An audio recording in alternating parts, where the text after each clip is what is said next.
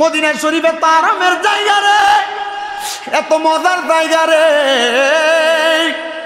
আমি মক্কা শরীফ যাইয়া মক্কার কালো গিলাপ দইরা মক্কার দরজাটার ভিতরে দইরা দইরা দোয়া করছি, আল্লাহ কত মানুষ তোমার মক্কা মদিনা আসতে চায়, তারা আসতে পারে না, তাদেরকে একবার মক্কা মদিনা আসার তৌফিক দাও। খোদার কসম কইরা কইরে হে আমার পাতানিস দক্ষিণ পাড়া এলাকার বাবারা, আমি যেদিন মক্কা মদিনা চাইরা চলে আসি, এশারের নামাজের আজান হইতেছে, আমার ড্রাইভার ফোন দিয়া কইছে, বাঙালি ড্রাইভার, রামগঞ্জে ফরিদগঞ্জে বাড়ি, আমার ভাই শরীফ ভাই হুজুর তাড়াতাড়ি আসেন না, ফ্লাইট মিস হয়ে যাবে। আমি কইছি ভাই এশার আজানটা হইতাছে, এক ওয়াক্ত নামাজ পড়লে 1 লক্ষ ওয়াক্তের সওয়াব, আমি এই একটা ওয়াক্ত নামাজ ছাইরা যাইতে চাই না।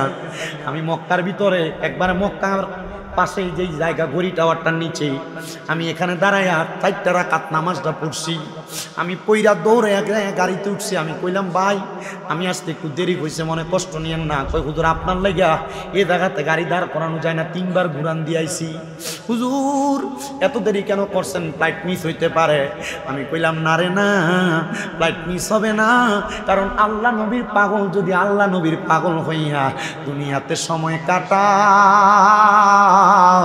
তাদের দুনিয়ার পয়গাম এবং দুনিয়ার সব জায়গা আমার আল্লাহ সুন্দরভাবে কইরা দেয়। আমার জেদ্দা এয়ারপোর্ট যখন নামাই, কয় হুজুর জেদ্দা এয়ারপোর্ট আসতে মক্কা থেকে 2টা জায়গার মধ্যে জ্যামে পড়া লাগে, কিন্তু বুঝি নাই গো হুজুর আজকে কেন জ্যামটা লাগছে না। আমি কইছি জ্যাম কেমনে লাগবো রে, আল্লাহ নবীর পাগল তার জায়গা সাইরা দিয়া চলে যায়। খুদার কসম করে কই ছায়া যখন মুরব্বির চোখে পানি পড়ে, আপনারা চোখ দি টলমলাইয়া পানি পড়ে, আপনারা চোখগুলোর ভিতরও দি পানি দেখা যায়। আমি জানি এর আগে মক্কা মদিনা গেছি না, মক্কা মদিনা থেকে আইসা আমি যে খিরাকার ভিতরে যাইয়া মক্কা মদিনার মজার আরামের কথাগুলা কই, আমি দেখি সব মানুষের চোখ দিয়া বায়া বায়া পানি পড়ে। কেন রে কেন রে কেন রে? কারণ মদিনা শরীফে তো বরকতওয়ালা জায়গা, ওই জায়গা দেখলে আশেক শান্তি পায়।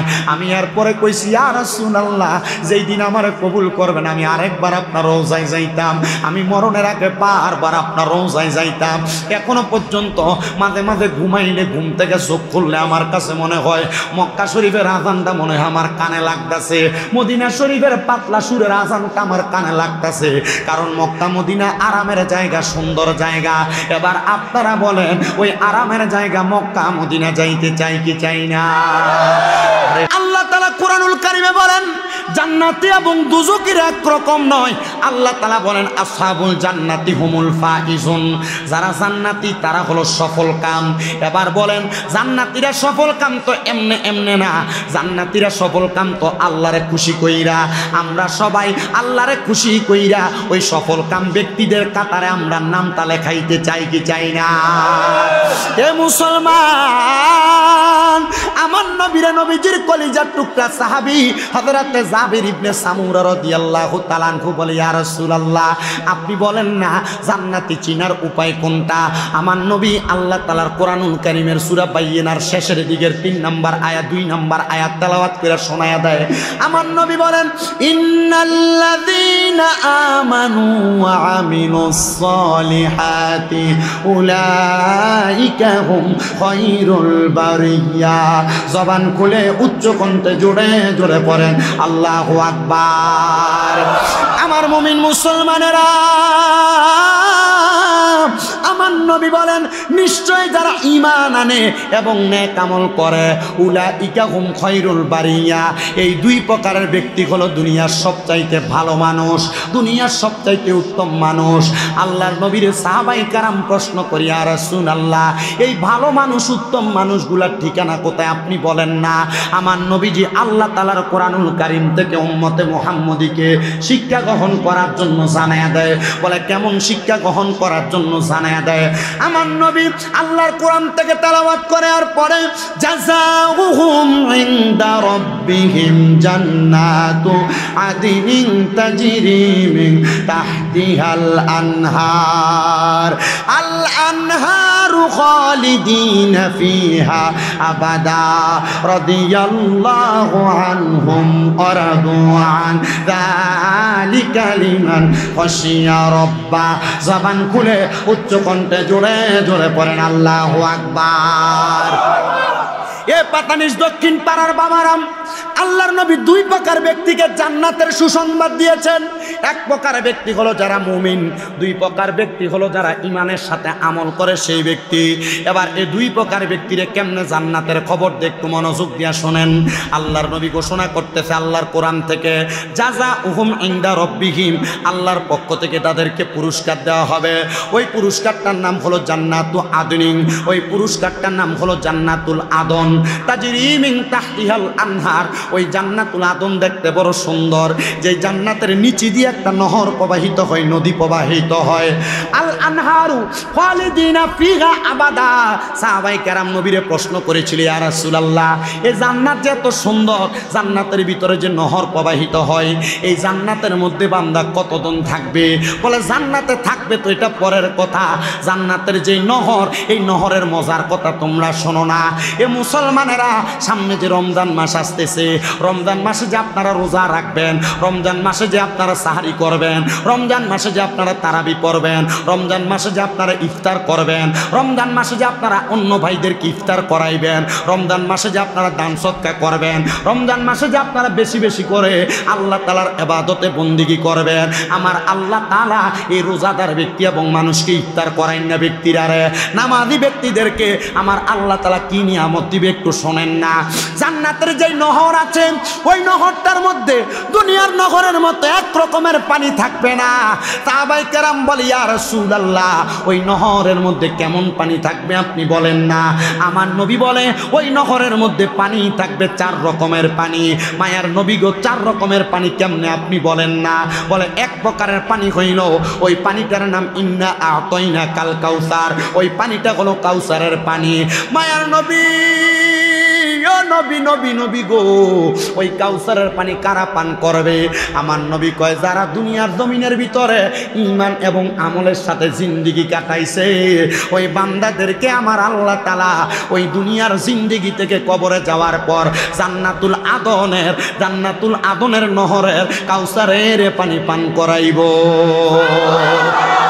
2 নাম্বার একটা পানি আছে, ওই পানিটার নাম হলো শারাবান তাহুরা। এ বাবা, আপনারা বলেন হাদিগঞ্জ এলাকায়, কচু এলাকায়, পাতানিশ এলাকায়, সোনার বাংলাদেশের মধ্যে মদখোর, ইয়াবাখোর, নেশাখোর, গাঞ্জাখোর, আপনারা বলেন এমন নেশাখোর আছে না নাই? বহু এলাকায় গেলে বিচার দেয়, হুজুর নেশা করতে লেগে এলাকার বাইরে কলটা থাকে না, কলটা চুরি করে লইয়া যায়। হুজুর ডেক ডেক সিডি রইতে দিতাম পারি না, এডিও লইয়া যায়। হুজুর রাস্তাঘাটে বাহিরে কোনো কিছু রাখতে পারি না, এই নেশাখোরগুলা সেগুলোও নিয়ে যায়। আমি কইলাম, হ্যাঁ নিয়ে যাবে তো। নেশা যখন করতে পারে না, তুলাটা ফাতলা হইয়া জাগা। নেশা যখন করতে পারে না, তখন নেশার জন্য ভেড়া উঠা জাগা। এ মুসলমান, শোনো গো শোনো গো শোনো গো, ওই শারাবান তাহুরার পানিটা তারা পান করবে যারা কোনোদিন এমন নেশা দ্রব্য পান করে নাই। সিগারেট খাইতেছেন বড় মজা কইরা, আপনি জানেন না এটার কারণে শারাবান তাহুরা থেকে আপনি দূরে থাকবেন। এ আব্বুজি, আপনারা যারা সিগারেট খান, আপনারা যারা সিগারেট অন্যান্য নেশা দ্রব্য পান করে থাকেন, আল্লাহর দোহাই লাগে, জান্নাতের শরাব পান করার জন্য আপনারা বলেন নেশা ছাড়ার দরকার আছে না না? 3 নাম্বার পানি বড় মজার পানি, জান্নাতের লাবান মানে দুধ। নবী গো, জান্নাতের দুধ কারা পান করবে? আপনি নবী বলেন না। আমার নবী বলে, দুনিয়ার জমিনে এক প্রকারের মানুষ আছে যারা তাদের মা বাপ মারা যাওয়ার পরে তাদের ভাইয়ে বইনের সম্পদ বুঝিয়ে দেয় না। তার মা বাপ মারা যাওয়ার পরে এক ভাই আরেক ভাইয়ের সম্পদ বুঝিয়ে দেয় না। এক ভাই আরেক ভাইয়ের জমি দখল করে খায়, এক ভাই আরেক ভাইরে ওজনে কম দেয়, পরের হক নষ্ট করে। আপনারা কোন এমন সিটার মার্কা বালা মানুষ আমরা সমাজে আছে না নাই? এই যে রমজান মাস আসতেছে সামনে, বুড়ের দাম বাড়াইবো, ডাইলের দাম বাড়াইবো, চিনির দাম বাড়াইবো, আলুর দাম বাড়াইবো, তেলের দাম বাড়াইবো, খেজুরের দাম বাড়াইবো। বলে হুজুর কেমনে বাড়াইবো? এটা সিস্টেম সোনার দেশের বাঙালিরা জানে। দেখবেন বাজারের ভিতরে চিনি নাই, সংকট, ডাইল নাই, সংকট, বুট নাই সংকট, তেল নাই সংকট, খেজুর নাই সংকট, তখন সরকারি দলের পক্ষ থেকে ভোক্ত অধিকার দাম বাড়াইব। দাম বাড়াইলে গোডাউন থেকে ফেডি ফেডি বাইর করে একটা একটা করে বেচবো। এরা সিটার, এরা পরের হক নষ্ট করে, মানুষকে সম্পদের সংকট জাগে, মানুষকে অত্যাচার করে, অনাচার করে। এই দুনিয়ার জমিনে যারা মানুষের প্রতি অত্যাচার করে, অনাচার করে, মানুষের সম্পদ দখল করে, জমি দখল করে, পরের হক মাইরা মাইরা খায় এবং সম্পদের দাম বাড়ায়, মিথ্যা কথা বলে ব্যবসা করে। আল্লাহর নবী বলেন দুনিয়ার জমিন থেকে কবরে যাওয়ার পর তারা সারাবের জান্নাতের যেই দুধ, এই দুধ পান করতে পারবে না, কারণ তারা পরের হক মাইরা মাইরা খাইছে। এমন অনেক বেটা হয়তো মাহফিলে বইছেন, ক্ষেতের গালা কাছাইতে কাছাইতে আগে ক্ষেতের লাইল দিয়া ময়ঙ্গারি পর্যন্ত চলতো, এখন মানছে আত্মফারানিডারা হাতের বান বালাইছে। আপনারা কোন এমন সিটার মার্কা মুসল্লিও সোনার বাংলাদেশে আছে না? না, আপনার কি কষ্ট দিতেছে? ওয়াজ কি কিছুক্ষণ চলবে? অল্প কিছুক্ষণ কষ্ট করবে। রাজি আছেন ইনশাল্লাহ? আল্লাহ কবুল করুন, কোন আমিন। তবে আমার কাছে খারাপ লাগতেছে, এখন যে জামানা, এই যুগে ইয়া মসজিদে এমনি ফিরে রয়েছে, এই যুগে মসজিদে এমনি ফিরে থাকে না। বর্তমান যে যুগ, এই যুগে মসজিদে ভাবে পড়ে থাকে না। একটা ঠেলার লোক এটা এলাকার ফয়সলার মসজিদ করে এলা কথা কয় না, আছে না এমন অবস্থা? আল্লাহ যেন আমরা এই মসজিদও সুন্দরভাবে করাইয়া দেয়, কোন আমিন। রমজান মাইয়া না আসে, বেশি বেশি করে দান সৎকার করেন বেড়া, লাভ হইব আপনার। আর আহা আল্লাহ যেন কবুল করে, কোন আমিন।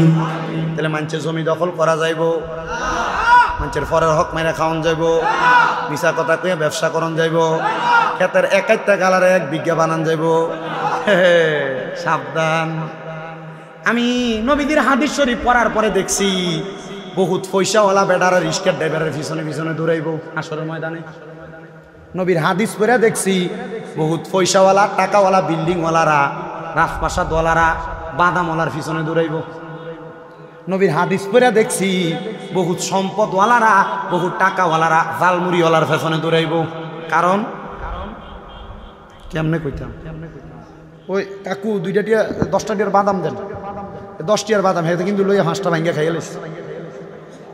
এই দরা যে কি দরাটা খাইবা, 10 টিয়া জালমুড়ি দেন আর 1 মুঠ যে লইয়া খাই দিছ, কি দরা যে খাইবা? আসেনি? ও রাস্তা দিয়ে আটটাছ মানুষের গাছের বড়িটাতে টান দিয়ে খাইয়া লাইছ, কি দরা যে খাইবা?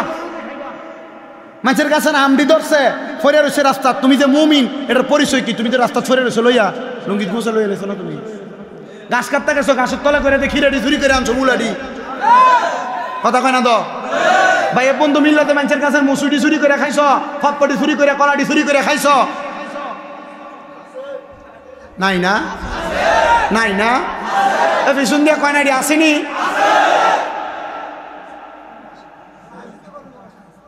বাচ্চ তো বাইরে মাহফিল হলে তো বাতাস ঠান্ডা, এইটা সেইটা কম্বল দিয়ে মোড়ানি দিলেও তো ঠান্ডা লাগতো গায়ে। আজকে তো মসজিদের ভিতরে মাইরে, আরে আল্লাহ কবুল করুক না।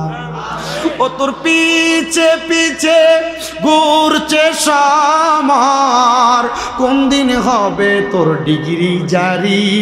দেখ না রে মন জাক মারিয়ে দুনিয়া জারি, দেখ না রে মন জাক মারিয়ে দুনিয়া। ভাই বেড়াদার বন্ধু বান্ধব কেউ হবে না তোমার আপন, ভাই বেড়াদার বন্ধু বান্ধব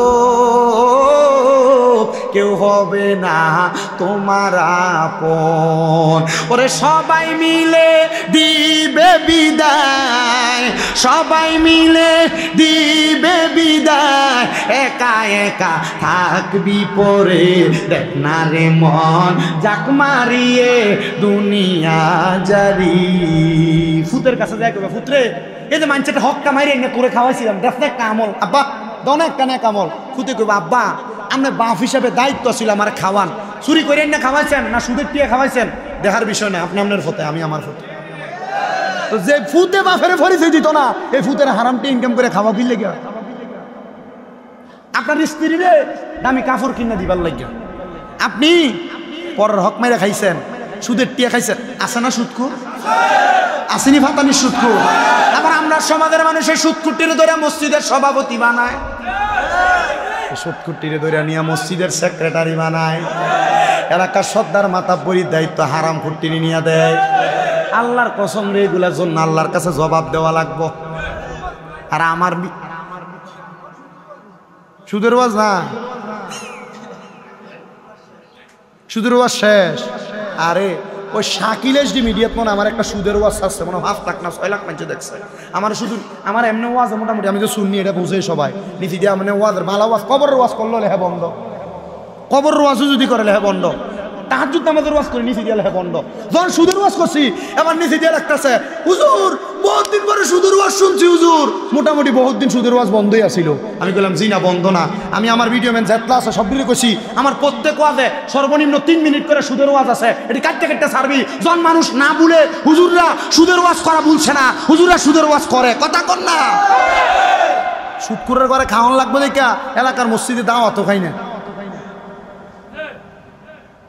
কারণ একজনের ঘরে খাইতাম গেছি, যদি সুদ করে কৌদিন আমার ঘরে খাইলেন না কি লেগে, মানে এত খাই সুদ, এর ঘরে খাইলে আমার ইবাদত কবুল হইব?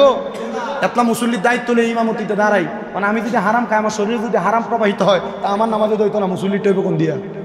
কথা কয় না। সুদখোর আছে না নাই? সুদখোর সমাজের ভিতরে নেতৃত্ব দেয় কি দেয় না? আমার রুচিতে বাধা দেয়। এবারটা রাগ করলে কি কুত্তায় প্রস্রাব করছে নাকি? এবারটা সুদ খাইয়া হারাম খাইয়া পরের হক খাইয়া কেমনে তাই হদ্দারি করবার লাগিয়া?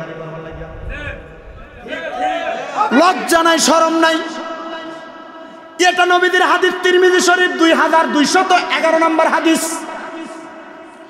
নবীজি বলছেন, যখন দেখবা তোমাদেরকে আযাব গজব পাকড়াও করতেছে, তখন মনে করবা তোমাদের ভিতরে 15টা কাজ হয়েছে। 15টা কাজ, 15টা কাজ কি কি একটু লক্ষ্য করে দেখেন। 1 নাম্বার বলে কি? 1 নাম্বার হলো দেখবা মানুষ আমানতের খেয়ানত করে। 2 নাম্বার মানুষ দুনিয়া জমিনের ভিতরে গনিমতের মালকে নিজের মাল মনে করে। 3 নাম্বার যে ঘরের ভিতরে দেখবা স্বামী বউয়ের কথা মান্য চলে, তখন তোমাদেরকে আযাব গজব পাকড়াও করব। দেখবা সন্তান মায়ের অবাধ্য হবে, সন্তান বাবার অবাধ্য হবে। 6 নাম্বার দেখবা তোমাদের সমাজের ভিতরে মানুষ সন্তান মা বাবার চাইতে বন্ধু বান্ধবরে বেশি গুরুত্ব দিবে। 7 নাম্বার দেখবা সমাজের ভিতরে মানুষ নিকৃষ্ট ব্যক্তিকে সমাজে নেতৃত্ব দেওয়ার জন্য দাঁড় করায় দিব। নিকৃষ্ট ব্যক্তির কাতারে সুদখোর আসেনি, নিকৃষ্ট ব্যক্তির কাতারে ঘুষখোর আসেনি, নিকৃষ্ট ব্যক্তির কাতারে হারামখোর আসেনি, নিকৃষ্ট ব্যক্তির কাতারের ভিতরে জমি দখল করি না লোক আসেনি, নিকৃষ্ট ব্যক্তির ভিতরে এলাকার ভিতরে এমন লোক আছে পরকিয়া করে এমন লোক আসেনি। হ্যাঁ, নবী কয় শুধু তাই না। 8 নাম্বার সমাজের ভিতরে মানুষ একজন আরেকজনের অনিষ্টতা থেকে বাঁচার জন্য সালাম দিব। সামনে দিয়া সালাম দেয়, আসসালামু আলাইকুম ভাই, পিছন দিয়ে গেলে কোথার গজব তার উপরে এমন সালাম দেয় না, আছে না নাই? নবী কয় এটা কিয়ামতের আলামত, কেসের আলামত। আপনার কি কষ্ট হইতেছে? আবার সুদের ওয়াজ উঠতেছে, উঠতে যাই ওটাইও না। আমার মনে আছে গত ডিসেম্বর মাসে মুরাদনগর 5 কিত্তে এক গ্রামে ওয়াজ করছি। আমার এই স্টেজে ওঠার আগে বেটা কইছে, দাওয়াত যে বেটা দাওয়াত দিছে, বেটা হুজুর সুদ ঘুষের ওয়াজ টাজ কইরেন না। আমি মনে করছি অন্য ওয়াজ করবো, মা বাবার ওয়াজ। বেটা যখন কইছে কইরেন না, তখন এটা করা আমার লাগে ওয়াজ হয়ে গেছে না। আমি সুদের ওয়াজ করছি। কারণ করার পরে 2-3টে উঠতে গেছে যে মোটামুটি 6-7 জন নামার পরে হুজুর কিরে কইছি জানেননি, এই যে আপনি সুদের ওয়াজটা ধরছেন, ধরার পরে যে 6-7 জন উঠতে গেছে, এটি সুদ করে হুজুর গাছ লাগে। হুজুর পরের দিন সমালোচনা করবো। আমি কোন কি সমালোচনা করতে পারবো? ফলাইনি হুজুর আগামী বছর দাওয়াতটা লিখে আনছে। আরে সুদ করে এটা শুধু সোনার বাংলাদেশের এক গ্রাম না, প্রত্যেক গ্রামে গ্রামে গ্রামে গ্রামে এমন 2-1টা হারামখোর আছে। আরে আমার নিজের এলাকায় এক লোকায় আমার কাছে বিচার দিতেছে, হুজুর কিতা কাকা ইয়া বেটা ঠিক এক জনের থেকে 5 লাখ টাকা লইছিলাম সুদে, অন্টিয়া দিতাম পারি না, সুদ বাড়তে বাড়তে সুদে আসলে মিল হয়েছে 12.5 লাখ। কয় লাখ? কিরা এত টিয়া? কাকা লাখে তো মাসে 30,000 টাকা লাখে। আমি কইলাম আচ্ছা। ও কাকা অন্ধ, তার কাছে অন্টিয়া দিতাম পারি না, টাকাটা বেচা লইতে হবে, কি করার? কোন বেচ কিতা করবা? তো কাকা টাকা বেচছি অনকালা তারা সুদের টিয়া দিব, তার কাছে যাই কইলাম রে তো তো সুদে আসলে মিললা মানে আমার আসলের থেকে ডাবলের কাছাকাছি হয়ে গেছে 12.5 লাখ। ইয়া এই উপরে 2.5 লাখ কম নিয়া 10 লাখ নেই, মানে 5 লাখ আসল 5 লাখ লাভ নেই, হইতো না? তে আমার কাকা উত্তর দিছে, তুমি যে আমার থেকে সুদের উপরে টিয়া নিছ, আমি যে তোমার থেকে 2.5 লাখ টিয়া কম নিমু সুদের টিয়া, কবরে গেলে কি আল্লাহ আমার একটা বাড়ি কম দিব? তার মানে তে বুঝে কবরে গেলে সুদের লেগে ফিটা খাইব। ও কাকা শুধু এটা কয় না তো কাকা, 5 ওয়াক্ত নামাজও পড়ে, এমনি কইতেছে আমারে 5 ওয়াক্ত নামাজও পড়ে, এমন মুসল্লি বাংলাদেশে আছে না নাই? 5 ওয়াক্ত ইমামের ভিতরে নামাজও পড়ে, বাইরে দিয়ে সুদও খায়। একজন আশেক কইছিল, ওরে আজান দিলে সবার আগে মসজিদে যায়, মসজিদের বাইরে এসে সুদের টাকা খায়। নামাজ হইল না রে তোর, নামাজ লইলি না খবর। ওরে দৌড়লি নামাজ পড়লি নামাজ সারা জীবন, বরে নামাজ হইল না রে তোর, নামাজ লইলি না খবর। নামাজ তুমি ধর্ম জানো, চুরি তোমার পেশা, এমন নামাজ কবুল হবে কেমনে করলায় আশা। নামাজ চোরে বেটা মাশাল্লাহ দিলে দোয়ানদারি করে, ওজনে কম দেয়, চোর আসেনি আসেনি। এজন্য আশেক লিখতে, নামাজে তুমি ধর্ম জানো, চুরি তোমার পেশা, এমন নামাজ কবুল হবে কেমনে করলা আশা। নামাজ হইল না রে তোর, নামাজের লইলি না খবর। নামাজের ভিতরে তারে মশায় কামড় দিলে, মশা তুমি আগে মারো রুকু সেজদা ফেলে। নামাজ হইল না রে তোর, নামাজের লইলি না খবর। ওরে দৌড়লি নামাজ পড়লি নামাজ সারা জীবন, বরে নামাজ হইল না রে তোর, নামাজের লইলি না খবর। হাজারের সপ্তাহে 100 টাকা, হাজারে লাখে মাসে 3000 টাকা খাওয়িন না সুদখোর। সোনার বাংলাদেশে একবারে কম আসেনি। আবার দেখবেন বাবা এখন আর বেড়াইতে সুদ খায় না, বাড়ি বাড়ি বেরিয়েতে কিস্তির নামে সুদের ব্যবসা করে। আছে বেড়াও খায় না, বেডিও খায় না, এলাকায় সুদ। মানুষ সুদখোর কইব। খেত পাথর বেচে নিয়া ব্যাংকে এককালীন রাখে, এটার নাম দিছে FDR। 10 লাখ টাকা রাখলে 10 বছর পর এটা 20 লাখ ফেরত দিব। আবার এমনও আছে মাসে মাসে যেটা লাভ হইবে এটা তুল্লা খায়। আপনারা কোন এমন জাতের ন্যাশনাল সুদ করো বাংলাদেশে আছে না না? ও বাবা শুধু তাই নয়, আরেক জাতের সুদকুর যেটা আপনার বউ আপনারা ফার্ম দিয়ে খাওয়ায়। বলে হুজুর এটা কোন জাত? দেখবেন আপনি বাড়িতে গেলে মাঝে মাঝে আপনার বউ আপনার লোকে কেনায়, তুমি যে যা কামাই করো সব খায়া লাও, আমরা জিভূতের ভবিষ্যৎ আছে না। আইও না ব্যাংকে একটা অ্যাকাউন্ট খুললে আমরা একটা DPS করি। হ্যাঁ কয়নি?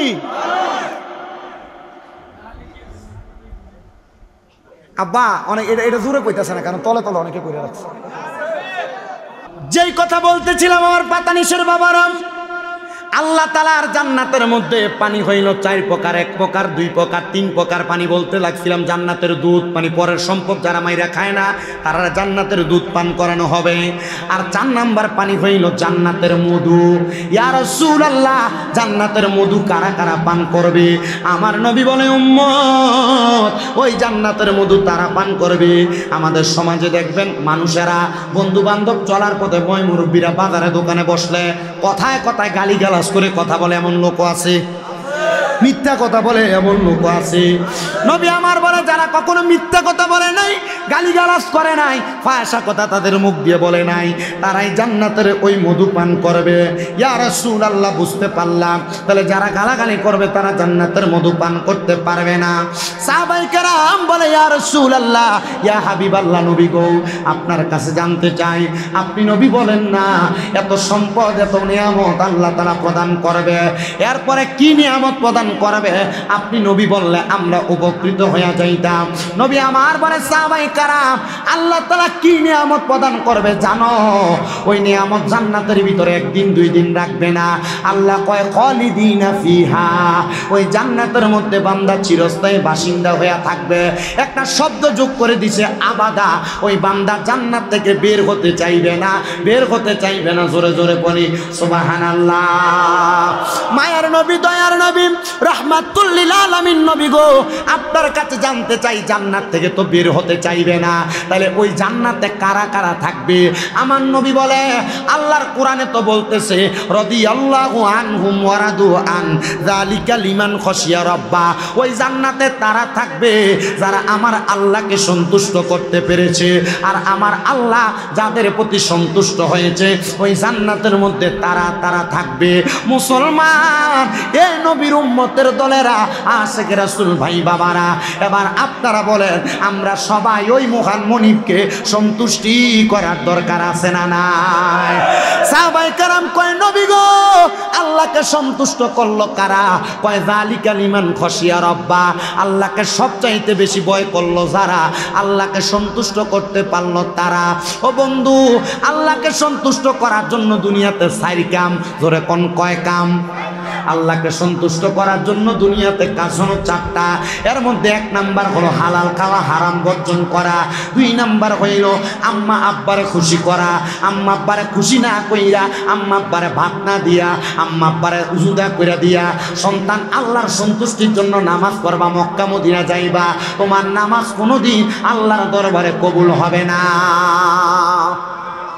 3 নাম্বার আল্লাহকে খুশি করার একটা কাজ হইল দুনিয়ার জমিনের মধ্যে থাকা অবস্থায় বান্দা যদি আল্লাহর বেশি বেশি ইবাদত করে তাহলে আল্লাহ রাজি এবং খুশি হয়ে যায়।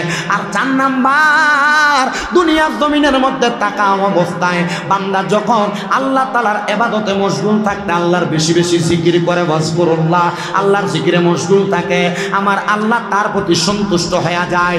জানেননি আপনারা তিরমিজি শরীফের একটা হাদিস শরীফ পড়তে যে আমি দেখলাম আমার নবী বলেছেন মুমিন বান্দা যারা আল্লাহর সন্তুষ্টি করেছে যারা, তারা মরার সময় আজরাইলের ভয়ঙ্কর চেহারা দেখে না। মরার সময় আজরাইলের ভয়ঙ্কর চেহারা দেখে না। আপনাদের কি কোনো কষ্ট হইতেছে, কোনো অসুবিধা হইলো বলবেন, আমি ওয়াজ শেষ করে দিব। কারণ আমি আমার যে মূল ওয়াজ শেষ, আমার যে মূল ওয়াজ শেষ, যতক্ষণ করতেছি আলহামদুলিল্লাহ বলেন। আর আলহামদুলিল্লাহ একবার আসতে গেছেন, আর জোরে কোন আলহামদুলিল্লাহ। আপনাদের এলাকায় অনেক মানুষ মারা যাওয়ার সময় বিছানায় প্রস্রাব পায়খানা করে না? নাকি মুখ দিয়ে রক্ত বাইরে হয় না? জিহ্বায় কামড় দেয় না? চোখ উল্টে যায় না? কেন জানেন? এরা আজরাইলের ভয়ঙ্কর চেহারা দেখে। দেখার কারণে আজরাইল আসার আগে এদের কাছে 2টা ফেরেশতা আসে, যে ফেরেশতার চেহারা দেখলে এরা প্রস্রাব পায়খানা করে যায়। আজরাইল যখন সামনে আসে বান্দা কথা বলার চেষ্টা করলেই বান্দার জিহ্বায় কামড় পড়ে যায়। আজরাইলের চোখের ইশারা দিয়ে বোঝানোর চেষ্টা করলেই বান্দার চোখটি উল্টে যায়। আজরাইলে বুকে হাতটা রাখলে বান্দার ঘাড়ের রগ, হাতের রগ, পায়ের রগগুলা ঠাস ঠাস করে ছিঁড়ে যায়। কিন্তু কোন মুমিন বান্দা যখন মারা যায়, মুমিন বান্দা মারা যাওয়ার সময় আজরাইলে এই কয় ভয়ঙ্কর চেহারা মুমিনকে দেখায় না। কারণ মুমিন বান্দার রূহ কবজ করার সময় আজরাইল যখন সামনে আসে, আজরাইলের চেহারা দেখানো ছাড়া শুধু ডান হাতটা বুকে রাখে। তখন মুমিন বান্দার বুকের ভিতর থেকে 2টা ফেরেশতা বাধা দিয়ে কয়, আজরাইল, মুমিনের বুকের ভিতরে আল্লাহ এবং তার রাসূলের ভালোবাসা আছে, বুক দিয়ে রূহ কবজ করা যাবে না। মুমিনের 2 নাম্বার চেহারার মধ্যে হামলা করলে চেহারার মধ্য থেকে জবাব দেয়, রে আজরাইল, বান্দার চেহারা দিয়া রূহ বাহির করা যাবে না। বলে কেন? বলে বান্দা এই চেহারা দিয়া, এই কপাল দিয়া আমার আল্লাহর সেজদা দিছে। 3 নাম্বার বান্দার ডান দিকে হামলা করবে, ডান দিক থেকে আওয়াজ দিবে, আজরাইল, বান্দার ডান দিক দিয়ে রূহ কবজ করা যাবে না। বলে কেন? বান্দা তার মা বাবার খেদমত করেছে, আমরা তার মা বাবার খেদমত। 4 নাম্বারটা রাখলাম, একটা ঘটনা বইলা 4 নাম্বারটা বইলা ওয়াজ শেষ করতেছি। একজন বাদশা ছিলেন, যেই বাদশার নাম হলো হযরতে সুলতান মাহমুদ গজনবী রহমতুল্লাহ আলাইহি। সুলতান মাহমুদ গজনবীর জীবনীর একটা কিতাব আছে, যেই কিতাবটার 7 খণ্ডের কিতাব। হযরতে সুলতান মাহমুদ গজনবী রহমতুল্লাহ আলাইহি বলে, আমি আল্লাহরে খুশি করার জন্য 5 ওয়াক্ত নামাজের পাশাপাশি একটা নামাজ পড়তাম, যে নামাজের নাম হলো তাহাজ্জুদের নামাজ। তাহাজ্জুদের নামাজ। সুলতান মাহমুদ গজনবী বলেন, এ জগতের মানুষ, একদিন রাত্রবেলা তাহাজ্জুদের নামাজ পড়ার জন্য আমি বের হইছি। বের হইয়া দেখলাম 4 জন ব্যক্তি আমার সামনে পড়ছে। ওই 4 জন ব্যক্তি চুরি করতে বের হয়েছে। আর সুলতান মাহমুদ গজনবীকে আমি বাইর হয়েছি তাহাজ্জুদের নামাজের ওযু করবার লাগা। আমি তাদের 4 জনকে জিজ্ঞাসা করলাম, এই 4 জন তোমরা বলো তোমরা কোন কাজে বের হইছ? 4 জন কয়, আপনার যেই কাজ আমরা সেই কাজ। 4 জন মনে মনে চিন্তা করে, দেখছুনি আমরা 4 জন আসছি চুরি করার জন্য, কিন্তু সুলতান মাহমুদ গজনবী ওনারা তো চিনে না। ওই এ বেড়ার কত সাহস একা একা আসছে চুরি করার জন্য। এ কথা চিন্তা কইরা আল্লাহর বান্দা ডাক দিয়া কয়, তোমরা কেন আসছো? কয়, চুরি, আমরা আসছি চুরি করার জন্য। সুলতান মাহমুদ গজনবীকে আমি মনে করছি তাহাজ্জুদ করতে এসে এটি শো। আমরা সমাজে এমন লোক দেখবেন বহুত আছে, টুপি আছে, পাঞ্জাবি আছে, লেবাস সুন্দর, এটি চুরি করে। কথা বল না, মিশা কথা কয়, পরের হক মাইরা খায়। আসেনি এমন জাতের চোর অভাব নাই।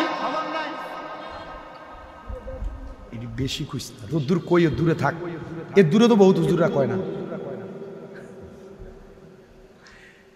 সুলতান মাহমুদ গজনবী কয় দেখি তারা কোথায় চুরি করবে। সুলতান মাহমুদ গজনবী বলে তোমরা যেহেতু চুরি করতে আসছো, আমি তো একা, তাহলে তোমরা তোমাদের সঙ্গী আমারে বানাও। বলে তুমি যে আমাদের সঙ্গী হইবা তোমার ক্ষমতা কি? সুলতান মাহমুদ গজনবী কয় তোমরা 4 জন যে এসো চুরি করতে, তোমার ক্ষমতা কি? 4 জনের ভিতর থেকে একজন ডাক দিয়া কই হুজুর আমার ক্ষমতা, আমি যখন চুরি করতে প্রবেশ করি কুত্তাতে ঘেউ ঘেউ করে, কুত্তার ভাষা আমি বুঝি। কার ভাষা বোঝে? কুত্তার ভাষা বুঝে। আরেকজন কয় হুজুর আমার ক্ষমতা, আমি যত কঠিন তালা হোক না কেন আমি ইশারার সাথে তালাটা খুলে ফেলতে পারি। আরেকজন কয় হুজুর আমার ক্ষমতা, আমি ঘরে প্রবেশ করলে নাকের ঘ্রাণ শুঙ্গা বলতে পারি কোথায় কোন স্বর্ণ অলংকার আছে, টাকা পয়সা আছে। আরেকজনের জিগায় 4 নাম্বার তোমার ক্ষমতা কি? কয় হুজুর আমার ক্ষমতা, আমি রাত্রে যারে দেখি দিনে হইলে তারে চিনি। কয় ক্ষমতা? 4 জন কয় তুমি যে আমরার সাথে চুরি করবা তাহলে তোমার ক্ষমতা কি? সুলতান মাহমুদ গজনবী কয় আমার ক্ষমতা হইল আমি ডাইন দিকে তাকাইলে জেল হাজত মাপ, বাম দিকে তাকাইলে ফাঁসির আসামি মাপ। আরে চুরি করলে তো এই ধরা খাইলে হয় জেল হাজত হয় না ফাঁসি হয়। ঠিক আছে তাহলে তুমি আমরা লোকে চলো, চুরি ধরা খাইলে তাহলে আমরা এই উপকারটা পাবো। 5 জন একসাথে ঢুকে বলে কোন বাড়িতে চুরি করবা দেখাইছে সুলতান মাহমুদ গজনবীর বড় রাজপ্রাসাদ। কি রে নিজের বাড়িতে নিজে চুরি করতাম যাই। সুলতান মাহমুদ গজনবীর নিজের বাড়িতে প্রবেশ করেন, এমন টাইমে কুকুর ঘেউ ঘেউ ঘেউ ঘেউ করে ডাকতেছে। সুলতান মাহমুদ গজনবী কয় কুত্তার ভাষা বুঝুন না বেটা, তুমি কও কুত্তা কি কয়? বলে কুত্তা দি কইতাছে যে বাড়ির মালিক রে লইয়া চোর তারা চুরি করতে যায়, মনে হয় কুত্তাটা বোঝে না এজন্য কুত্তা ঘেউ ঘেউ করে। এ কথা চিন্তা কইরা 60 চোর সুলতান মাহমুদ গজনবীর নিয়ে বাড়িতে ঢুকছে। ঢুকার সময় মূল ফটক চোখে ইশারার সাথে যেই চোর তালা খুলতে পারে তালা খুইলা ফেলছেন। ও বন্ধু এবার যখন গেছেন ঘরে প্রবেশ করে যে সুগ্রাণ পাইয়া কোন জায়গায় কোন স্বর্ণ অলংকার দেড়হাম আছে এটা বলতে পারে, সে এই জায়গায় এ মাল আছে। সব মাল রাজপ্রাসাদের যেই ঘরের ভিতরে ইবাদত করা হয় ওই ঘরের মধ্যে নিয়ে ফালাইছে। এরা সব যখন একসাথে করছে এমন টাইমে চারিদিকে আজান হয়ে গেছে। সুলতান মাহমুদ গজনবী কয় আজকে তো তাহাজ্জুদ পড়তে পারলাম না, ঠিক আছে এটা ঘরে আগে আটকাই, এরপরে আগে ফজরটা পড়ি, এরপরে এটির বিচার দেখা দেবে। 3 চোরের 3 কাম কিন্তু শেষ, 1 চোরের কাম বাকি। রাইতে তারে দেহে, দিনে তারে সিনে। তো 3 চোরের 3 কাম, কুত্তার বাসাও শেষ শোনা, চোরের দরজা খোলো শেষ, আর গ্রান সুইঙ্গা মাল কই আছে এটাও দেখা শেষ। সুলতান মাহমুদ গজনবী তিনি বলেন আমরা সবাই মিলা যখন চুরি করা শেষ এক ঘরে মালগুলা ঢুকে আমি চোরটির একটা দরজা মেরে দিছি। আমি ফজরের নামাজ পড়া সুন্দর করে বিচার কার্য পরিচালনা করার জন্য আমি আমার মসনদে বসছি। মসনদে বসার পর 4 চোর ব্যক্তিরে রাজপ্রাসাদের কাঠগড়ার মধ্যে এনে বসানো হয়েছে, দাঁড় করানো হয়েছে। মানুষ চিন্তা করে বাদশার বাড়িতে গেছে চুরি করার জন্য, এটা সাধারণ চোর না দামি চোর, আসো দেখে আসি। কিন্তু সবাই তাকে দেখে, বাদশাও তাকে দেখে। এই 4 চোরের ভিতরে 3 চোর দাঁড়ায় দাঁড়ায় কান্দে, 1 চোর হাসে। কোন তো 1 চোর হাসার কারণ কি? এই সিনে বাদশা জিজ্ঞাসা করতেছে এ বলো খেলাকার চোরের দল 3 জন দি কান্দ 1 জন দি হাসো, কারণটা কি? তারা 3 জন কইতে তো বুঝে নাই জন্য কান্দে। তে জানে না আপনি বাদশার বাড়িতে চুরি করতে এসে ধরা খাইছি, আপনি বিচার করবেন। কয় হাসোস কি লাগা? বাদশা তারে জিগায়। কয় বাদশা কামটা করলেন কি? রাত্রে এক লগে সমান তালে চুরি করতে গেছিলাম, এখন আপনি নিজেই বাদশা সাহায্যে আপনারা শাস্তি দিবার লেগে আইছেন।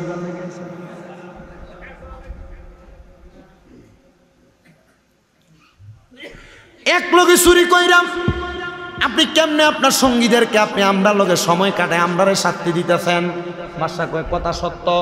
যারে যা এ বলো এলাকার চোরের দলেরা মাত্র একটা রাত্র আমার সাথে সময় দেওয়ার কারণে আমি ডান দিকে তাকায়া তোদের জেল হাজত মাফ করে দিছি, বাম দিকে তাকায়া তোদের ফাঁসির আসামি থেকে মাফ করে দিলাম। তোরা চুরি থেকে মুক্ত। এবার চারজন একসাথে সেজদার মধ্যে পড়ে গেছে, ডাক দিয়া কয় আল্লাহ, দুনিয়ার একজন বাদশা যদি এক রাত্র আমাদের সাথে থাকার কারণে, আমরা তার সাথে থাকার কারণে আমাদের চুরির জেল হাজত, আমাদের ফাঁসি মাফ করতে পারে, তুমি আল্লাহ তো বাদশারও বাদশা, তুমি চাইলে আমরা যদি সারা রাত্র প্রতিদিন ইবাদত করি, তুমি আমরার সব গুনাহ মাফ করতে পারো। আল্লাহ তুমি আমরারে মাফ কইরা দেও না। আমার আল্লাহ এমন মাফ করছে, বাদশা কয় তোদেরকে ছাড়া যাবে না, তোরা বাহিরে যে চুরি করবি, যারে যা এখন তাইকে তোরা আমার রাজপ্রাসাদের দারোয়ানি করবি এবং মুসার কাজ করবি। 7 দিন পরে ওই বাদশা তাহাজ্জুদের নামাজ পড়া মুরাকাবা করছে। আমার আল্লাহর পক্ষ থেকে বাদশা সুলতান মাহমুদের কাছে আওয়াজ আসছে, এর সুলতান মাহমুদ গজনবী, তুই যে তোর বাড়িতে 4 জন আল্লাহর অলিরে কামের চাকর বানায়া রাখছস, এটা ঠিক করস নাই। সুলতান মাহমুদ মুরাকাবা করে কয় আল্লাহ, এই 4 জন ব্যক্তিকে বলে 1 সপ্তাহ আগে যারা তোর বাড়িতে চুরি করছে এরাই আল্লাহর ওলি। বলে কেমনে? কয় তোমার কাছে চুরির ধরা খাওয়ার পরে এরা এমন ভাবে এই 7 দিন তওবা করছে রে, আমার আল্লাহ তাআলা এদের পুরা জিন্দেগির গুনাহ খাতা মাফ করে দিছে। এ আব্বুজিরা, এই শাবান মাসটা গুনাহ মাফ করানোর মাস। তোমরা অনেকের মা কবরে চলে গেছে, বাবা কবরে চলে গেছে, আমি আখিরি মুনাজাতে মুসাফির মানুষ তোমাদের জন্য দোয়া করব, তোমাদের মা বাবার জন্য দোয়া করব, আল্লাহ যেন তোমাদের গুনাহ মাফ করে, মা বাবার গুনাহ মাফ করে। মুনাজাতের আগে কয়েকজন মানুষ শুধু হাত তুলবা, বলে হুজুর আমার মা কবরে, বাবা কবরে, মসজিদের কাজটা এখনো বাকি, আমি আমার মা বাপরে মোহাব্বত কইরা মুনাজাতের আগে 10,000 টাকা মসজিদে দান